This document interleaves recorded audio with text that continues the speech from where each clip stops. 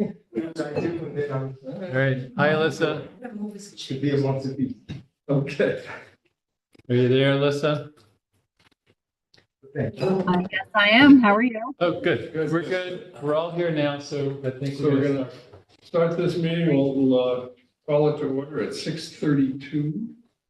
And we have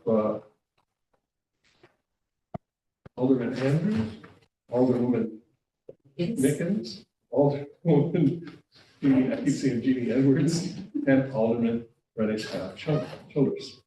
And we're going to start with Emily's briefing from the CIC. Thanks for putting me on the agenda. I normally try to come every time. And I'm the chair for Conservation Advisory Council. And I send an email to you with our year-end report, so you can, of course, take a look at it. You can ask me any questions about it. So I just wanted to update you on some of the things that we're working on. So I'm Emily Hauser, I live at 63 Highland, and I've lived in the city of Kingston since 1982. 1983. I was about to say. Anyway, so some of the things, first of all, we have a couple, we are looking for new members. We just had one person leave and we have another one coming on, but we're looking partly because it's, we need more people to be involved and to also just make it so we can have a quorum if there's any absentees, because right now we're edge, but we have really good people on the board, on the CAC. They're involved and have good backgrounds. I want to point out also that we are interested in having high school and college students, so we can have that. So, and of course, they do have to be in the city of Kingston. So, a couple things that we've been about is the form-based code. We spent the whole time with form-based code, reading it and making comments, and they actually talked to us about it and asked us about the comments and took them into account, which was pretty amazing. So in that regard, one of the things that people have seen is that we actually the city in the form-based code doesn't address large solar arrays. So we may be trying to look into that. And we recently commented to the planning department about the waiver that's been coming up on 233 where they want to allow more parking. And it's kind of the first time that the smaller parking is allowed, and the first kind of time it's coming up, they're asking for a waiver to allow more. We also just put in our comments on the lower seats. So the stream management plan, that is where the DEP for the Ashoka Reservoir is kind of paying for a stream management plan. So all the municipalities along the Ashokas are commenting in that, and so that there will be a stream management plan and probably some coordination. So the big issues there are the turbidity, general water quality, flooding, and then biodiversity, and also recreation. So that's going to be really exciting when it goes on. We also, so we just commented on that. The comments were due on Monday. And then we also have a long-term air quality program. There's an air quality monitor on top of the neighborhood center, the Andy Murphy Center. And it really just picks up, the big things that it's picked up is after the 4th of July, the fireworks and the fires from last summer, from Shanghai. Yeah. So, and then, and then we are involved with a local waterfront revitalization program. which is from 1994, and we're working on, we just are finishing up a resiliency study for that, with the idea that the local waterfront revitalization program could actually be updated and possibly include, it's usually it was the Hudson and the roundabout, we might be able to include the Esopus in that. And besides kind of doing our own work, we also are on different committees. So we go to the tree commission or bike run in Kingston and so on, so that we kind of can coordinate with them. So, that's all. Are there any questions? And the CAC has been it's a very useful, and it really, because they spread out, and because they see everybody's committees and they pay attention, which is very important, and get back to people. So I appreciate we all appreciate your efforts there. Okay. If we knew anybody that wanted to, we have to look for members. Yeah. Yeah. Anybody else have questions? Well, how are you, You can join? how are you reaching out? How are you? And how are you, how are you connecting to get more volunteers in and explaining to them? Well, I what think, the Mayor, responsibilities are? So I think Mayor Noble put it on his letter. I usually just do one-on-one with everyone that I know. We are generally on the websites, on the information where it says, he could use more people on many committees. I put it out to Nextdoor. So, some of it is one-on-one and some of it is. Next week in high school. No. No, the website. Oh, The website. oh, next week, Is yeah. that right? Right. It's, Well, the high school might be a source though, that's a. yes, and I contacted the counselor, and, we do have a young woman on she's at the Y project, but she's already graduated from college. So those are the kind of ways we're reaching out, but let me know if you have any. Yeah, college, we're working with a lot of college students, and interviewing, high school students here and also county, so. Yeah, We can get it here. that's great, and just remember that they have to be in Kingston. So when you go to the high school, Right. you- Consolidate. they have to, they can't be from Hurley or Got it. the town. Did you reach out to the Pathways, excuse me, to the Pathways program at the college, which are high school kids from Kingston? Oh, okay. With- Pathways program is a Pathways. fabulous program for climate smart and for your program too. And I Okay. think that maybe you'd like to reach out to the seminar Okay. Sue Nielsen? at SUNY Ulster. Mhm. And high school, it's a alternative high school, and they do a lot of engineering and stuff like that, and they're building robots, they're doing environmentals, so they're really getting their hands deep, so I would reach out to them. Okay, that's a very good. Anything else? Any other questions? No. Thank you. Thank you. Appreciate you coming out. It's a terrible weather. Yeah. Speaking of climate, I walked too, because I didn't know it was raining. You walked, did you? Yeah, I needed exercise really bad. Thank you. we're gonna need more exercise when you get cold. Okay, we're running to old business. That was our new business. Thank you, Emily. Old business, first item of old business is Empress Ambulance presentation, and these guys reached out to me and asked if they could come and make a presentation to the Public Safety Committee. And I said, yes, of course. So Mr. Stuck and Mr. McDowell, was close, are here to do that. And I'll turn it over to you guys.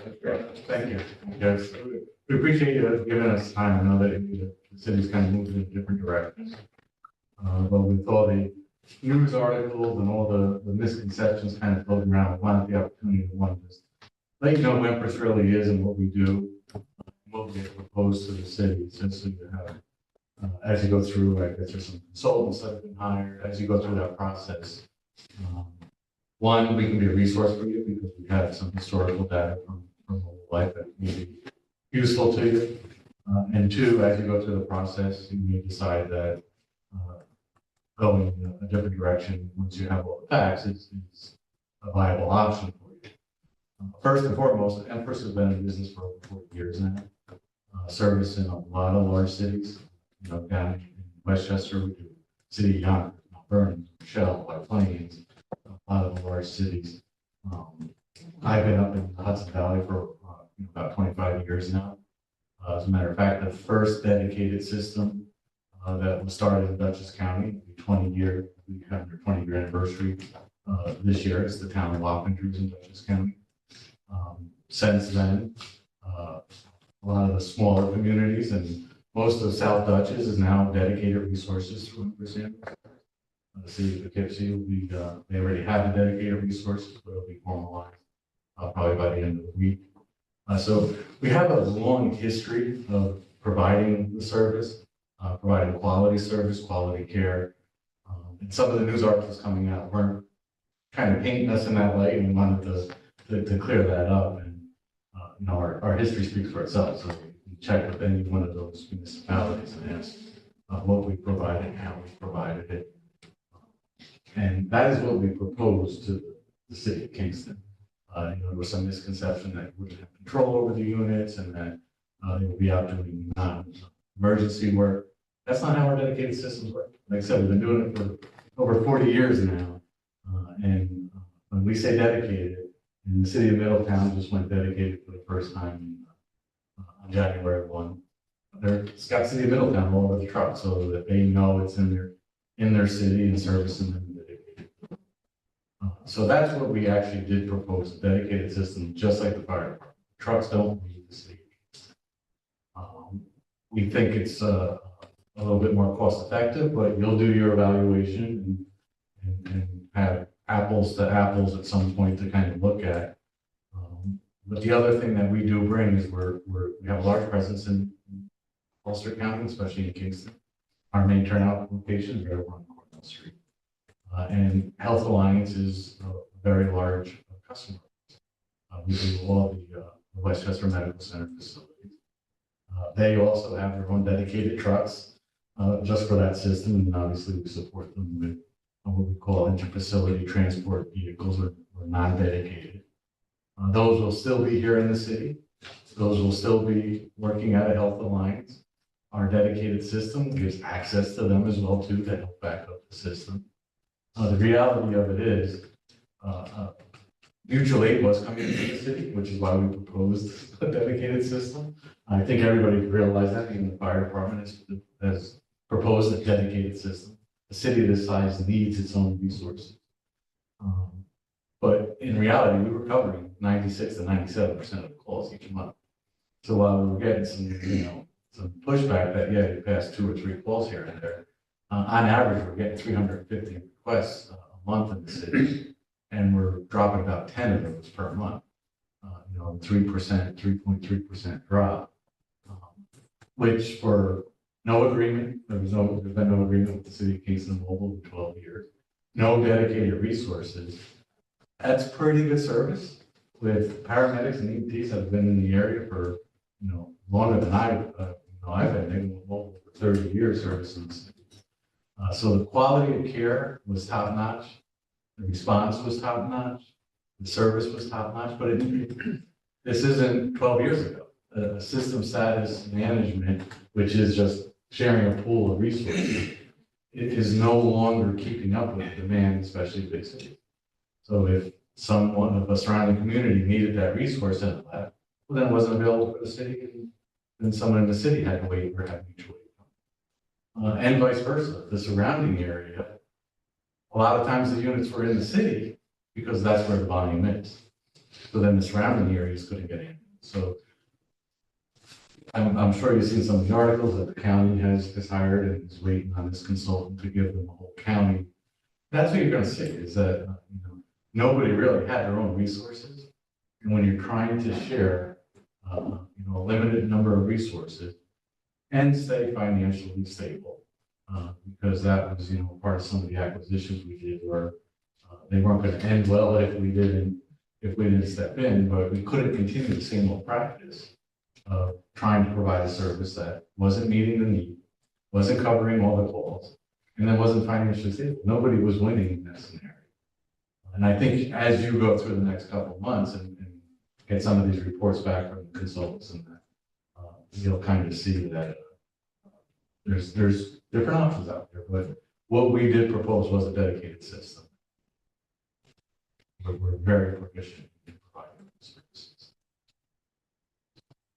Yeah, no, I think that, it goes without saying, we haven't been as successful as we've been over the last 40 years if we didn't have incredible respect for the fire services, for the police services, because we see ourselves as a third service. And, working with, municipalities is something that has worked well. We just wanted to, come this evening and appreciate your time giving us, because we didn't want any misconceptions as to what we were proposing and what we were saying. We're not a publicly traded company, There were things in the paper that just were out and out not correct and everything. It's just it's a situation where we have many men and women who live in Ulster County, who've been responding to calls for 20, 30 years. The program that Mobile Life had for many, many years had been successful, but in the last, especially post-COVID, the world has changed. The world has changed in terms of being able to get EMTs and get paramedics, and there's a cost to emergency services. There's a cost to the fire department, there's a cost to the police department, and there's a cost to EMS. And we appreciate that the city has taken the time to maybe better understand that cost. We believe that we're an incredibly cost-effective option for the city and for the cities that we work with, or we wouldn't be in all these cities for the number of years we've been in there. It has nothing to do with whether the fire department can or can't do it. It's just a matter of, we believe that we're an option. The men and women who worked here for years worked hand in hand with the fire department over the years and have a tremendous amount of respect. We weren't crazy about, hearing the assessment of what those men and women did all these years, maybe not put in the correct light. So we wanted to also, come here tonight to say that we're very proud of the service that those men and women provided the city. They want to continue providing the city with that service. And as Rob said, we want to, we've talked to the city since we acquired Mobile Life in June. We've talked to the city from the beginning of saying, this is who we are, this is what it's about. We've had meetings. We like to believe there was and we do believe there was an honest dialogue, and they were very clear on that they may go in a different direction. We said, that's why, just tell us, so we can, kind of do what we need to do, because the resources we had for the city of Kingston, we were going to deploy to other areas in the county that's in need of it. So again, we appreciate the time, we appreciate the fire department, being here and, listening. If they have questions for us directly, we're more than happy to answer any questions, this evening and everything, but that's really what we were about. There's a lot of calls that happen here. There's a lot of people that are in need of emergency medical care. We have the paramedics that can respond. Obviously, they've been called upon in the past, since January 1st to respond to our paramedics. And, we would like the opportunity to continue doing that. But as Rob said, if the city chooses to go through the process of their consultants and everything else, then so that's fine with us. But we just wanted to just be here to answer any questions so that we can address them directly. And we'll make ourselves available as you go through that process, so that if you come across something, we'd like to see the other side of it. Just let us know, and we'd be more than willing to come in and provide whatever data. Like I said, we have a pretty good history, so just from best practices, there's a lot of stuff I think we can offer as you kind of get down that road. Amanda, Okay, go ahead. Are you- well, I was going to say, you said 12 years ago, 12 years ago, it wasn't a dedicated service then, was it? No. Okay. I was just not. Okay, so I want to say thank you. Thank you for your service. It's much appreciated. We're saving lives within the city. First responders always have, our respect. So with that said, from 911 calls that we've had, City of Kingston did 154 calls, covered each call. Okay, your calls were 137, and from 911 was unable to dispatch a crew. I'm concerned about that. That's a big concern for me, that 137, that's a lot. We have, fire department is 3 minutes or less from anywhere in the city, and they're responding quickly, but the response time was slower because your crew couldn't you couldn't dispatch a crew from 911's point of view, and then they call the fire department. You know, I find that to be a little bit, and like I said, utmost respect to you and the crew that you have. But, you know, things are changing, and 3 minutes or less is very attractive to somebody that has a child bleeding out, that has a drug overdose, that has a broken leg, that has a heart attack. 3 minutes or less saves lives. So, and 137 calls that couldn't be met. That's very disturbing, you know, since January, you know, and we're still in January. So I'm a little concerned about this. The 137 is last year. No, it's The this year. 136. Yeah. So with this said, you know, and I do respect, of course, Kingston Fire Department, utmost respect to them. 3 minutes or less on any one of their calls is fabulous timing. And, you know, they're taking care of, not only fires, but they're taking care of ambulance calls. Medics are there, everybody's there on duty. And that, you know, we're talking about saving lives. And to get a call back within, say, 3 minutes to say, you're gonna have to go because Empress can't make it, is very concerning. So with this, you know, I did the numbers game, and I went and I investigated this because there's a lot of calls in the area that I'm on the board here in, and I'm concerned about this, and I want to see the best for our constituents, you know, our children and everyone in the area. So, you know, I would look at that. I would do, if I was you, I would find out, why is this happening? It is not like you're riding around the roads, or maybe you ride it. I don't know. I don't have no judgment on it. What I'm concerned about are these numbers. What I'm concerned about is we have Kingston taking care of Kingston in the utmost respectful way of, you know, the fire departments and transporting and getting the people safe. And that is my concern, is the safety of our constituents. The safety of our residents is number one. These are very high numbers within a month. Very high. No, and I could actually speak to that. And actually, the number we have is 114, of which we responded with 10 for the month of January. And the issue with that is we're no longer provider of the city of Kingston Fire Department. Well, this comes from 911. So, Well, again, whether it's 137 or 140, we're not responding because we don't have the resources here. They've been reallocated. I did send the correspondence to the mayor and to the chief on January 5th saying, look, we didn't anticipate that you were still going to be calling on us. So the one truck goes down to Modena. We can't be getting up here from Modena.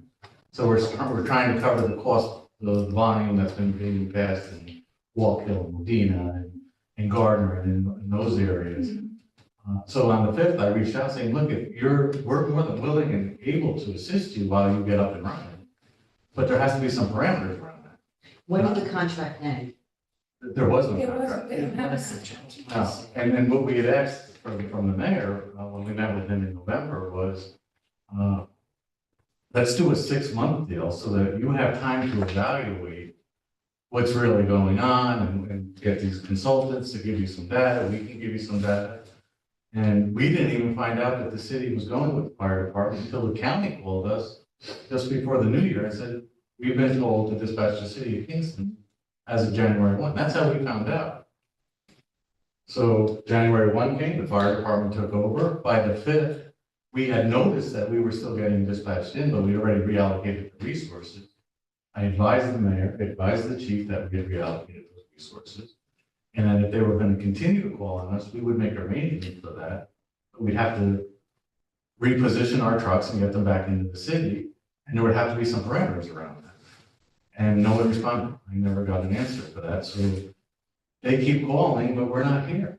If we're going to be called upon to answer those calls, let us know. Let's work it out. We'll reallocate resources for But we can't put resources in the area not knowing whether or not we're gonna get called. Mhm. That's just going to make the situation worse for trying to make sure that we stay viable. So that's why those calls are getting passed. It's not that we just don't have the resources. We reallocated it and no one has told us that they expect Well, those if resources. you didn't have a contract, They never. you know, they never had a contract, you didn't have a contract, then there's no actual, you know, what was it, a handshake, there was no actual, like, nobody's responsible to each other, that type of thing, But- without contracts, without, you know, things.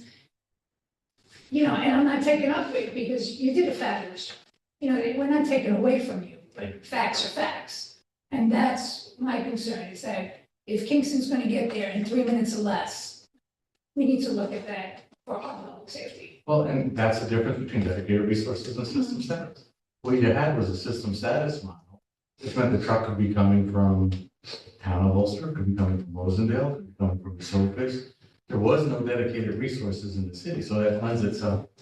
And that's why we proposed that to the fire department back in September, that a city this size needs dedicated resources. You need one sitting right here. That's how you get those 3-minute response times. It can't be coming from the surrounding community. That's the proposal we gave. And as of January 1, it was switched over to the fire department. So, you know, we're not passing 137 calls. We're not responsible for those. But you weren't, I'm sorry, you weren't, there was no communication, you weren't actually told.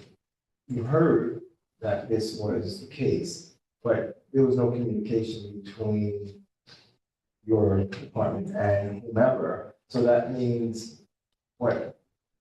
You know, residents are just kind of left out there? No, that means that the city notified the county that on January 1, Right. they are to dispatch the city of Kingston Fire Department. Mm. So as of midnight, January 1, they no longer dispatched, we were no longer the provider for the city of Kingston. So dispatch puts it out as the city of Kingston response. What we learned in the first couple of days was they were putting out for their fire, for their ambulance, and dual dispatching us at the same time. So Except we weren't. we're not there. We Right, moved right. those. But We you moved knew those this was all resources. happening, though. You knew a long time ago Kingston was gonna head that way. Because you just said, a few minutes ago, you know, from what I hear. It sounds to me like you put in your proposal in September, had conversations, and nobody ever closed the loop with you saying, we're not going to accept the proposal. Right. And that's, you know. Right. Not good. I mean, Right. the notification was that they were, and that's fine. Well, no, But so we stepped aside as of January 1. So those 137 calls aren't on me. If you want me to respond to them, well then, and that's why we sent the correspondence to the mayor and the chief saying, let's work this out. And every day, yesterday alone, I think, I don't know what today was, yesterday alone, I think it was 6 requests to come into the city. My units are engaged in other areas now, so. certainly goes to 911. They should not be calling Empress. They should be calling the city. Well, No, that I think they had to 911. call Empress because Empress was prevalent. But they're not. But the, Who are we talking They about? called Who's they? 911. Who's they? 911. 911 should be calling the city for city calls, not Empress. 911 called Empress because Empress was still relevant within the city. They shouldn't be doing They this. shouldn't. be There's no doing this contract. as a- There's no contract. They shouldn't be doing that. as Well, a, then this went on forever for 12 years or however long. No, but as of January, there's no contract. They shouldn't do that.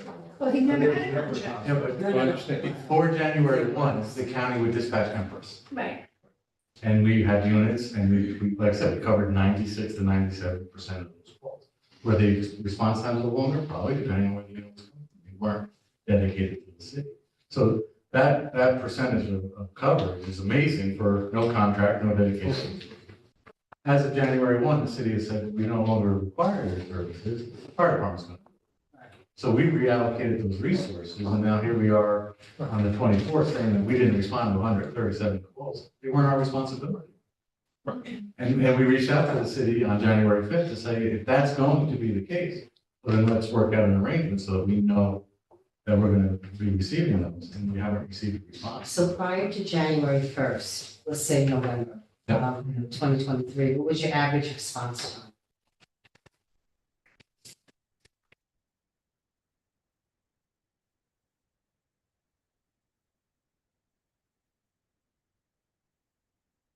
November was well, I have it broken down by day.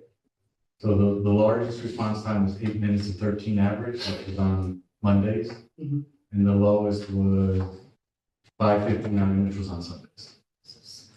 6 and 8.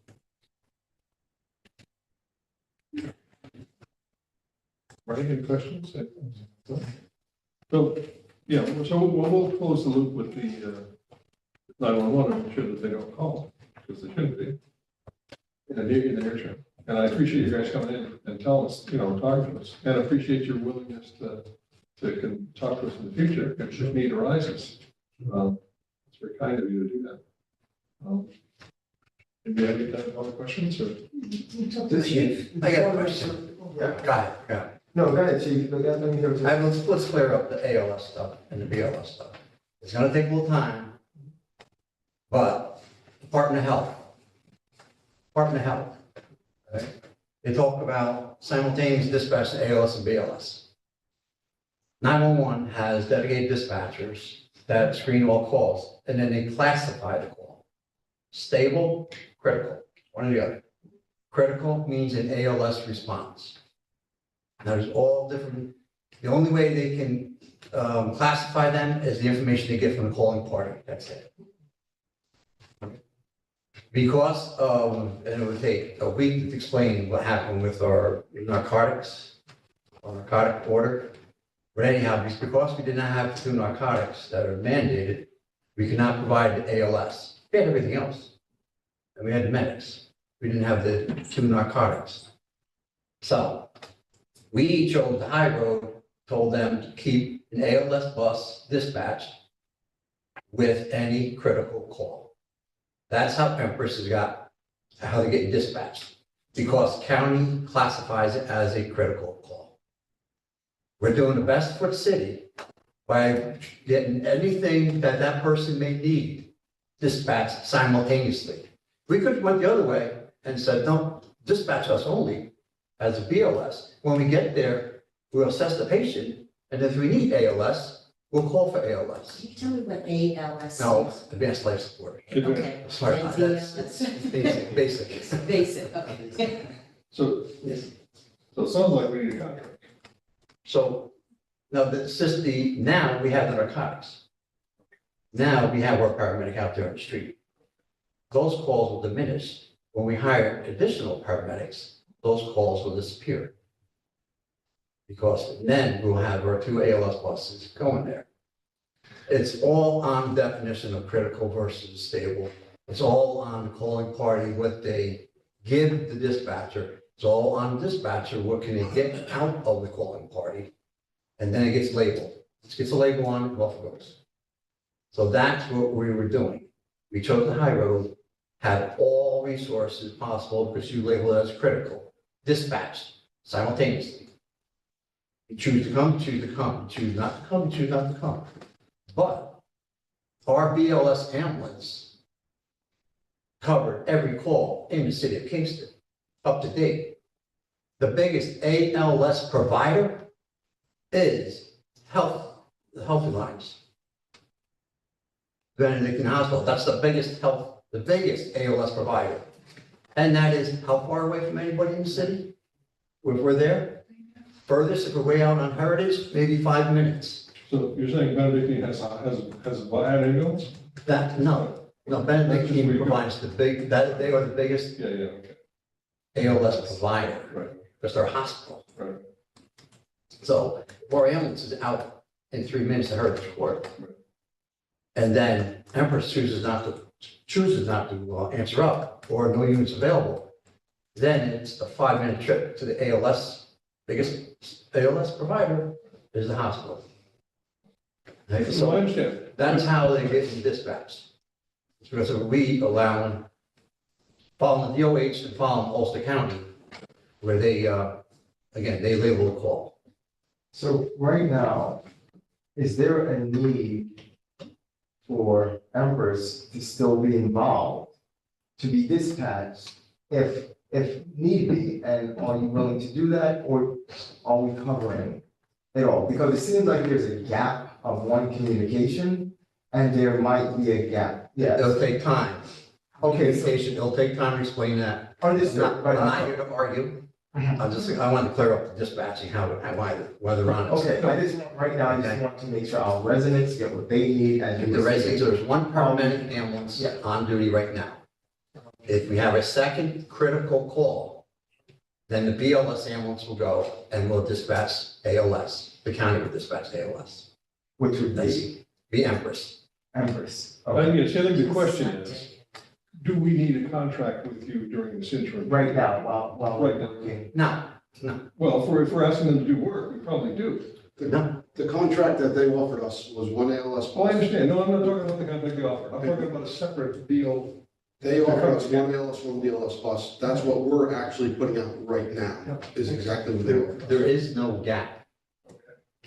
We cover every call. We transported every patient that needed to go to the hospital. Our ambulances did. So there isn't any gap. It's just sending what resources may be needed to that call due to. Well, I understand all that. I'm just saying, if 911 is called, thinks they need to call them. No, 911 doesn't think. It's If they get calls they can't respond to, that's a problem. Who? Empress. They choose not to. Well, they shouldn't make the call. We're just, but if they're available, We don't have a contract with them. It's not. it's like calling, we could call Diaz right now if we wanted to. We could call Woodstock. So it's a mutual aid situation. Exactly. Okay. We could call whomever. Empress being, with all these units and resources in this area, why not call the closest one instead of New Paltz Rescue, Diaz, Woodstock? Yeah. So, no, we are covering every call. No, I understand. It sounds like what I'm hearing is that in this period, since January 1st. Yes. There has been a gap, just in the sense that 911 is contacting them where they should not be. No, they should be. They should be. It's because 911 labeled the call as critical.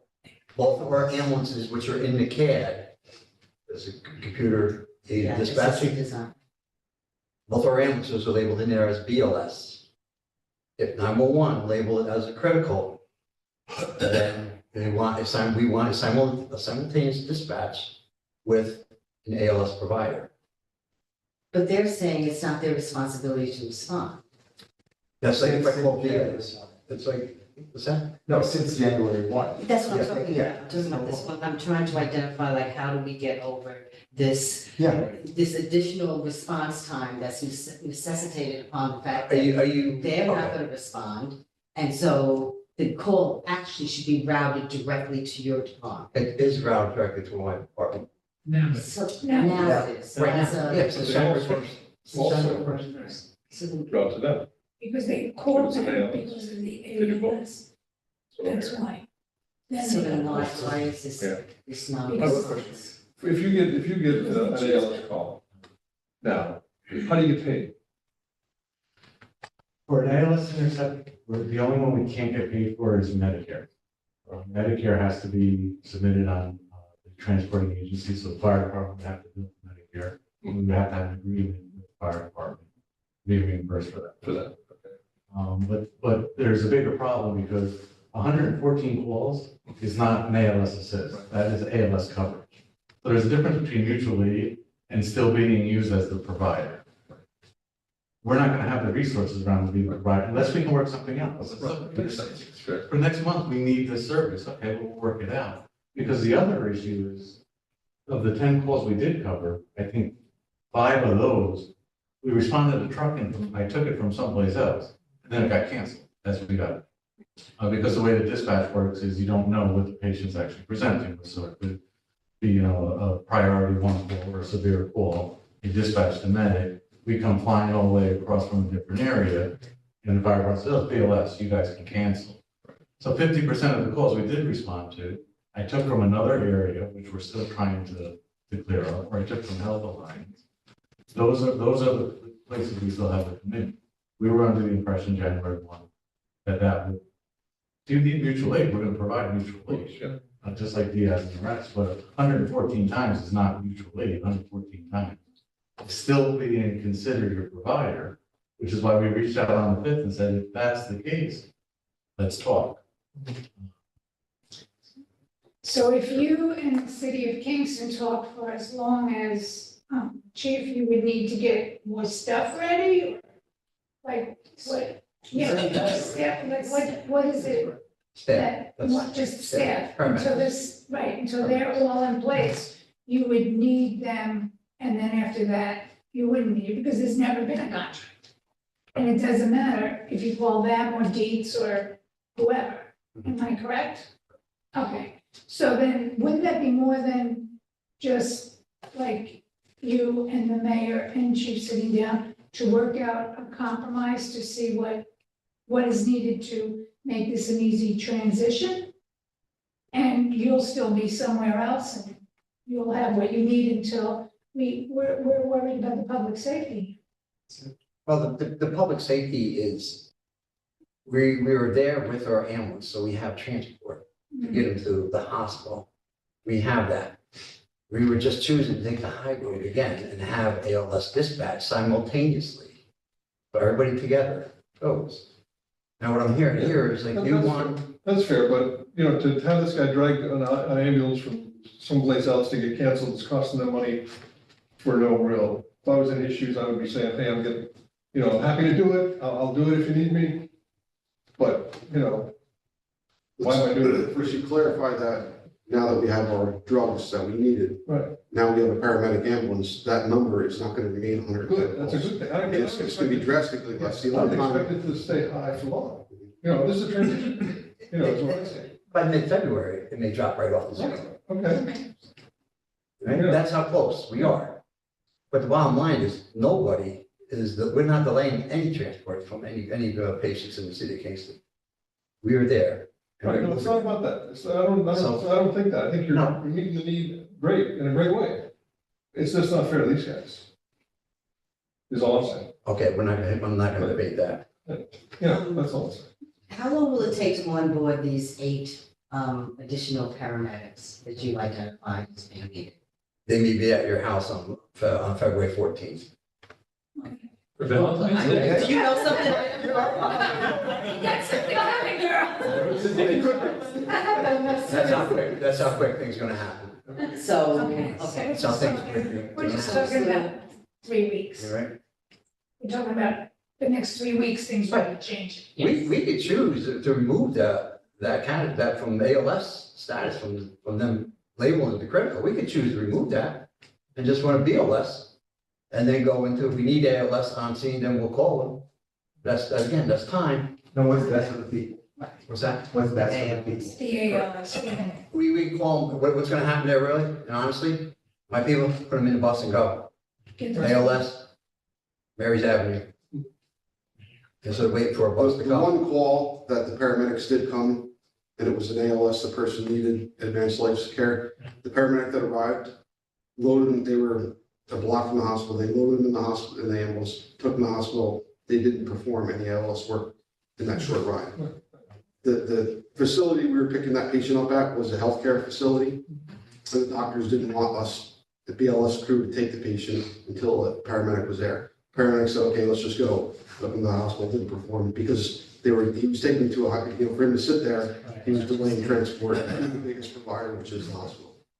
I think we understand that the transition is not, you know, like all transitions, gonna have its bumps and its, you know, issues. And hopefully they'll go fast. But, you know, Again, we want to be fair to everybody. I want to be fair to everybody. And I think that's a good, and I'm pleased you guys are doing a great job. I don't doubt that for a minute. And I think you guys did a great job when you covered us. But, you know, I think over time, over the next few weeks, it'll work out. And hopefully, you know, well, we'll go from there. Let's see what happens. I think you have to go through, I think you got 2 good consultants on board now. And I think in the next few months, as you go through that process, we just want you to know this about, you have our proposal. So once you have an apples to apples comparison, you can see what it's gonna cost for fire-based service versus commercial service. But the service itself and the level of care is the same. As a matter of fact, we would probably hire medics that are working for us. So, you know, for articles that come out that it's been substandard care. Moving from one ambulance to the other, it's not fair to the people. They gave good service, they're gonna continue to give good service. You'll do your evaluation once you have your consultant reports and decide, you may still decide, we anticipate that the fire service is gonna be extremely, there's gonna be a big cost difference between our proposal and you may still choose to go that way. We're still here. If you need the support, we just need that communication. And we can't just do it because it was expected. We have to have some sort of agreement, especially when it comes to Medicare patients, just by law. There's different agreements that have to be in place for Medicare. So as you get through that process, we're here. We're willing to play whatever role we need to play in that. But we just need that open line of communication. Great.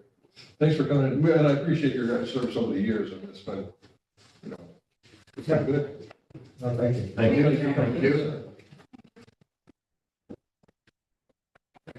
Thank you. Happy Valentine's Day.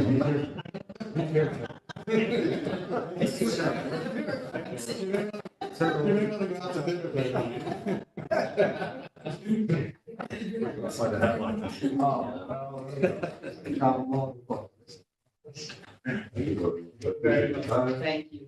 Thank you. Appreciate the questions. Right. Have a good meeting. Thank you. Thank you.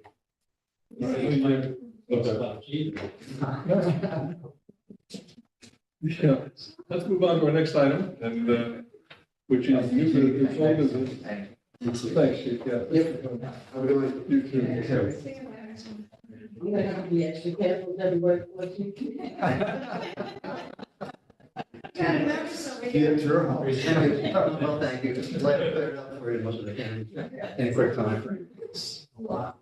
We have a request here to eliminate 2 handicap parking spaces that are in front of the no longer used hospital.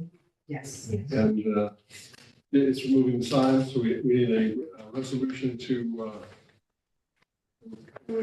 Bob, hi, I'm here. Hello. Oh, hello. Hi. We have a motion from Rennie to remove these 2 signs that are no Yeah, longer. I just want to say they're not handicap signs. They're just ambulance parking signs that were for the hospital when it was in operation on Albany, on Broadway. So, So we don't have ambulances stopping there anymore. yeah. This is tonight. So we don't need I move that we remove the 2 ambulance parking signs Second. on Broadway in front of the old hospital. Okay, Jeannie Edwards, second. Do I have any discussion? That said, all in favor? Any opposed? We're done.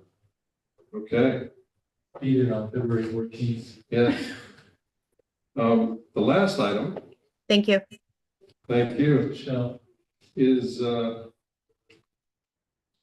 sorry, I have to write this out.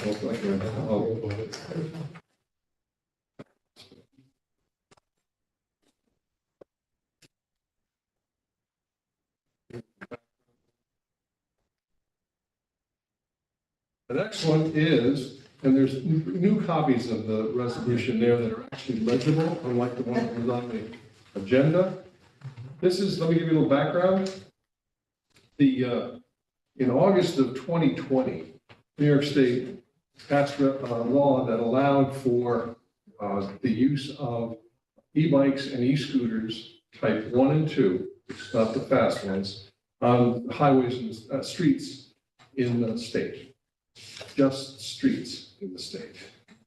And the problem is they allowed in the legislation permission for local municipalities to allow e-bikes and e-scooters on pathways and in parks and in parking lots if they chose to do that.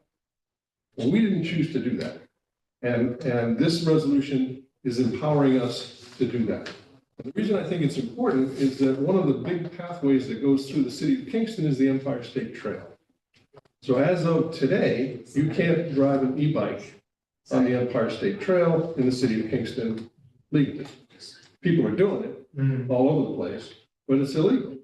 You also can't run one on the linear park behind Broadway, or the park that goes from behind the bank down to the pond because it's not a road. So what this is a simple legislation that just says you can run them on pathways and parking lots and parks. It has a proviso in it that the director of Parks and Recreation, Lindsay, can say no if it's a park that she doesn't want it in. She'd have to post. She can say no, put a sign up, say no. So in the Gallo Park, for example, right now, there is one piece of legislation that prohibits bicycles and e-bikes in Gallo Park. E-bikes don't invent bicycles. This would allow her to pick any spot that she wanted. And when we talked to her, she said, yeah, the park, the promenade by the, by the creek would be one that she would not want e-bikes on. Kind of makes sense. Right, she would want by the zoo. See the video episode, right? She wouldn't want to by the zoo either. Right. So there's a couple places where she would not want to have e-bikes, and that's perfectly understandable, and it gives her the power to do it on her own, to prohibit them or not prohibit them, depending upon what's going on. So that's the gist of this legislation. So, on that note, do I have a motion? Motion. Second. I can find my paper, I'm all confused. So actually, can you give me that one? Yes, let me start. So there's a problem. No one has ever, I've been here 8 years, and no one has figured out yet whether you sign above your printed name or below your printed name. Right. So, Start from the top. so,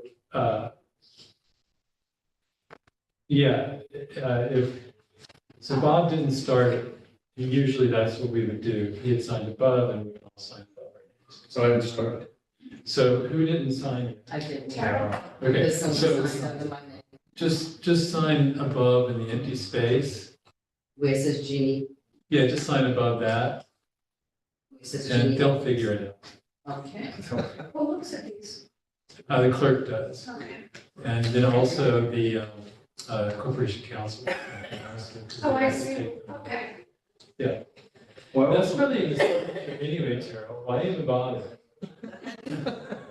I also did run this by the city attorney and our new assistant city attorney, Ule, looked at it and blessed it. So I think it was his first act, except for accepting it. Well, let's not disappoint. So I have a motion from Jeannie. Who made the motion?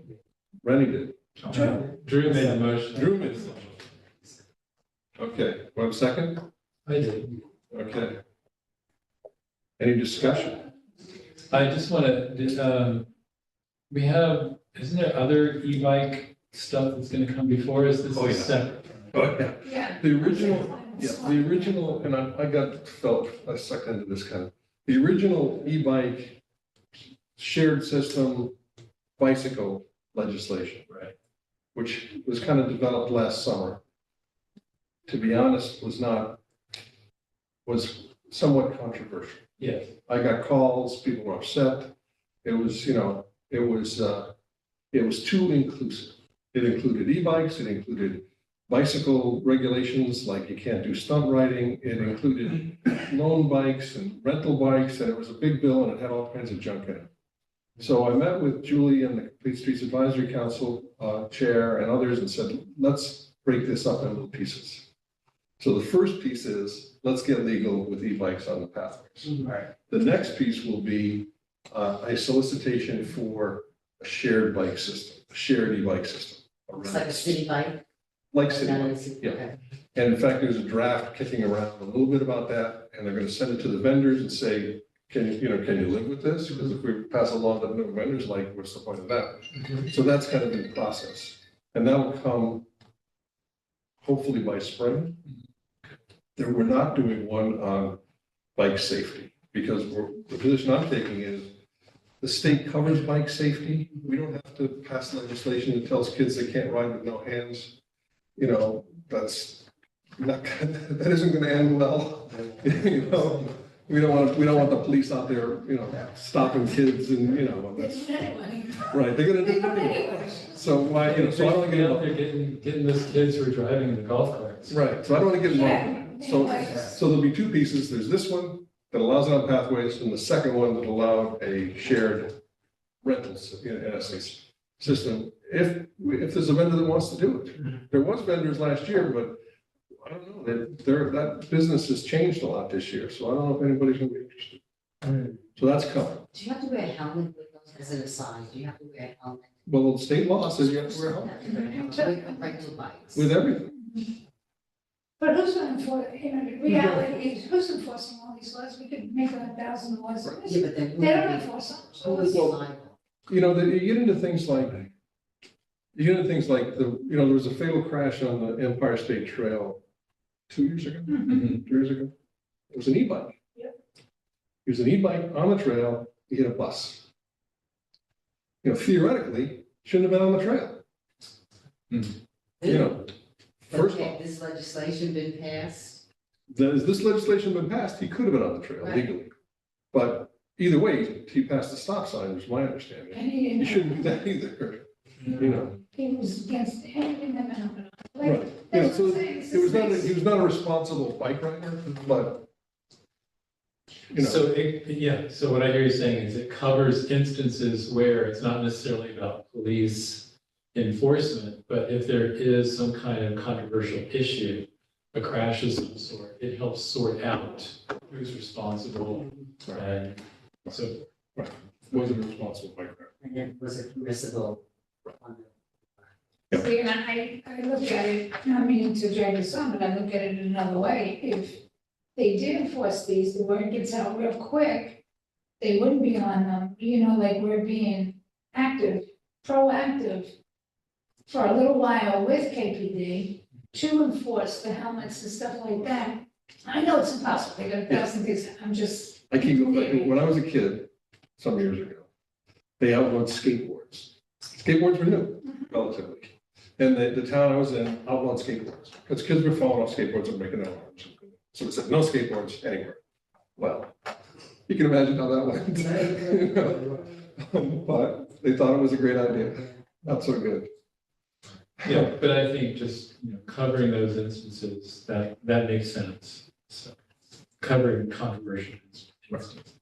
Well, it's clear rules, you know what the rules are. Right. And it gives Lindsay the chance to prohibit it in places. Which now, theoretically, she could prohibit it everywhere, but I don't see that happening. People are gonna ride it on that linear park. People are gonna, we have tourists that come on the Empire State Trail. I see them at the Kingsley.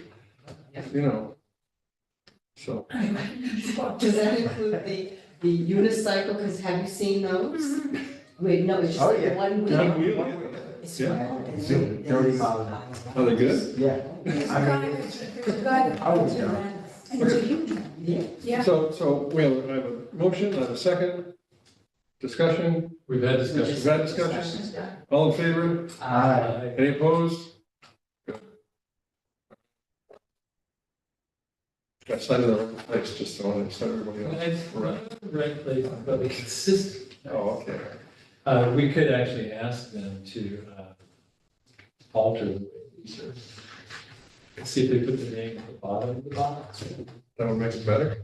I think so. I just thought you put your name in the box with your name. With your name. I can't figure out which box is mine. Do I have a motion to adjourn? Yes. Okay, I motion that we adjourn. yes? I just, over this whole thing, today with the ambulance, over this whole So thing are with we the adjourned? ambulance. Yeah, I'm very disappointed in Empress, number one, because I did all my work, my footwork. Yeah. And I think that we should just support Kingston Fire Department, because they're not answering calls anyway. Kingston's just throwing them in there, getting them to the hospital. That I don't think we should have entered any kind of conversation with them at all. well, we gotta give them a chance to make their case. So let's adjourn. I have a motion to adjourn. Everybody in favor? Aye, second in favor, goes to adjourn at 7:30. All right.